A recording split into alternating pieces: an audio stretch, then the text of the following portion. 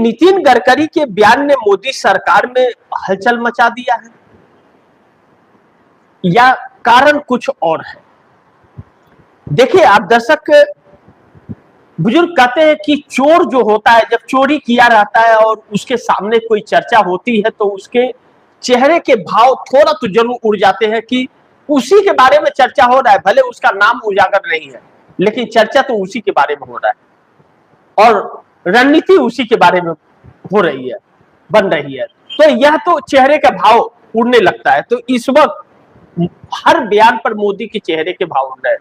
लेकिन नितिन गडकरी के बयान ने मोदी सरकार में हलचल इसलिए बताया कि नितिन गडकरी जब यह बयान दे रहे थे तो नितिन गडकरी के चेहरे पर कोई शिकन नहीं था कि वह अपने लिए कह रहे हैं या किसी और के लिए। चेहरे के भाव बता रहे हैं कि वह किसी और के लिए कह रहे थे, खुद के लिए नहीं। क्योंकि 75 साल का नियम तो मोदी ने ही बनाया था और उसके तहत बहुत सारे नेताओं को, पूरी भाजपा के शीर्ष नेतृत्व को हटा दिया था जो अच्छे खासे मतलब लीड कर रहे थे एक झटके में। यानी कि कोई सीनियर नेता सवाल खड़ा करने वाला मोदी पर न रहे, ऐसे सबको हटा दिया था। अब जब यह सारी चीजें हो गई तो नितिन गडकरी ने जब कहा कि अब बहुत हो गया, युवाओं को मौका देना चाहिए, तो फिर नरेंद्र मोदी के चेहरे के भाव उड़ रहे हैं क्योंकि नितिन गडकरी का भी नाम कैबिनेट मंत्री से हटाए जाने वाले मंत्रियों में है। नितिन गडकरी, राजनाथ सिंह, निर्मला सीतारमण, हरदीप सिंह पुरी, इन सबका नाम है और इन सबको किनारे लगाना है।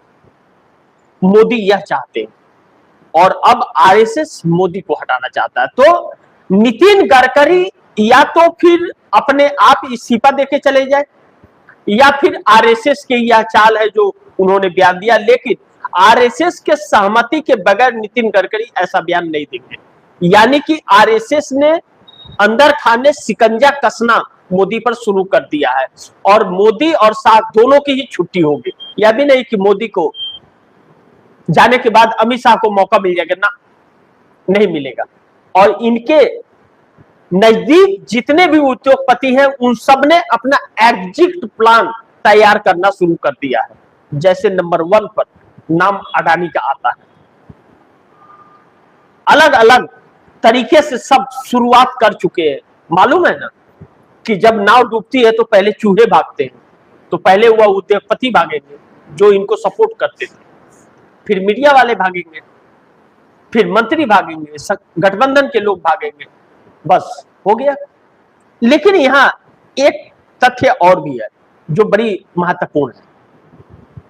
महत्वपूर्ण कि नरेंद्र मोदी को यह पता है कि वह प्रधानमंत्री की कुर्सी से हटेंगे तो उनके साथ क्या होगा। अमित शाह को भी पता है, इन दोनों को पता है कि यह दोनों सांस भी अपने मर्जी से नहीं ले पाएंगे अगर यह कुर्सी इनकी चली गई तो और सरकार गिर गई तो इनका हालात बहुत खराब हो जाएगा।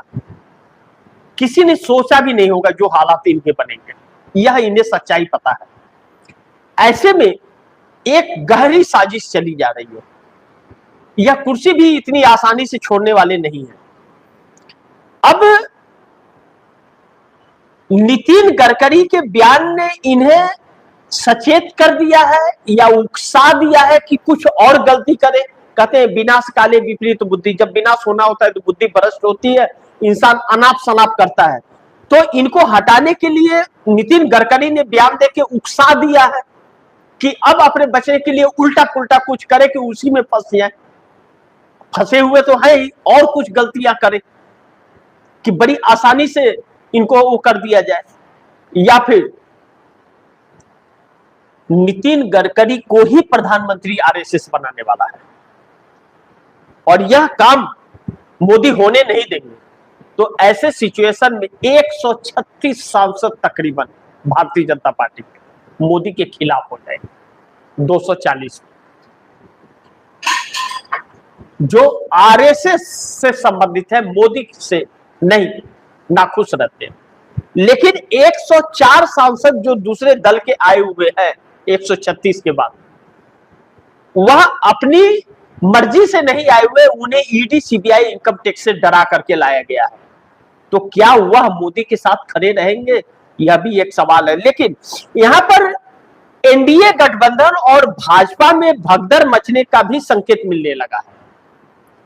अब बिहार में जिस तरह से लाठीचार्ज चला और 7 साल के बच्चे ने जो सवाल उठा दिया है सरकार पर, उसने कहा कि उससे जब पूछा पत्रकारों ने कि यह तो जेनजी का आंदोलन है, इसमें बच्चों का क्या काम, तो उसने कहा कि आज मेरा भाई जेनजी है, उसका पेपर लीक हो रहा है तो वह परेशान है, कल मेरा पेपर लीक नहीं होगा इस बात की क्या गारंटी है, इसलिए हमको प्रधानमंत्री और मुख्यमंत्री का इस्तीफा चाहिए। यह जेन अल्फा 7 साल की उम्र के बच्चे का जवाब है और सवाल है। तो अगर जेन अल्फा के दिमाग में यह बात ठनक गई है तो फिर नेताओं की खैर नहीं है। और एनडीए गठबंधन के नेता या भारतीय जनता पार्टी के या एनडीए सरकार के नेता कोई भी जवाब नहीं दे पा रहे। जैसा मैंने आप दर्शकों को कहा कि मोदी की छुट्टी हो जाएगी और अब आवाज उठना शुरू हो गया है। अब दर्शक सोचिए कि 6 साल के 7 साल के बच्चे में भी यह बात आ गई है, तो आरएसएस का जो नहीं जानता था आरएसएस के बारे में, कैसा संगठन है, कितना जहर है उसके अंदर, वह भी जान गया है। तो जेन अल्फा और जेन जी के अंदर जो बातें उसकी छिपी थी वह भी आ गई। 12 साल में जो इतिहास पलटने का खेल चल रहा था कि गांधी और नेहरू को खत्म कर दो, आरएसएस को विश्व का सबसे बड़ा एनजीओ बता दो जो देश के लिए बलिदान दे रहा है, महान बना रहे थे, वह सच्चाई तो सामने आ गई। और आरएसएस को लाइसेंस के भी चक्कर में डाल दिया। तो अब जब जनता खिलाफ हो गई है, सर्वे भी उसी तरफ इशारे कर रहे हैं, तो एनडीए गठबंधन के छोटे छोटे दल या बड़े दल जो नीतीश नायडू जैसे हैं, उनके जो नेता हैं, नेता किसी के बपोती नहीं है, वह अपना राजनीतिक करियर किसी भी पार्टी में उसका दांव पर लग रहा है तो वह पार्टी छोड़ के चला जाएगा। तो तभी तो गिरधारी यादव बांका संसदीय क्षेत्र से, दिनेश चंद्र यादव मधुपुरा संसदीय क्षेत्र से नीतीश कुमार की पार्टी में, क्यों आयाराम गैराम वाली स्थिति बन रही है। और चंद्रबाबू नायडू भी अब मंथन शुरू कर चुके हैं।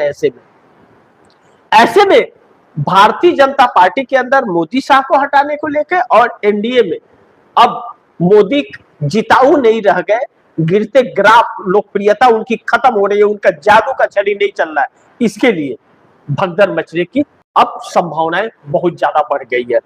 लेकिन इंडिया गठबंधन को राहुल गांधी ने 280 तक पहुंचा दिया अपनी कड़ी मेहनत पर।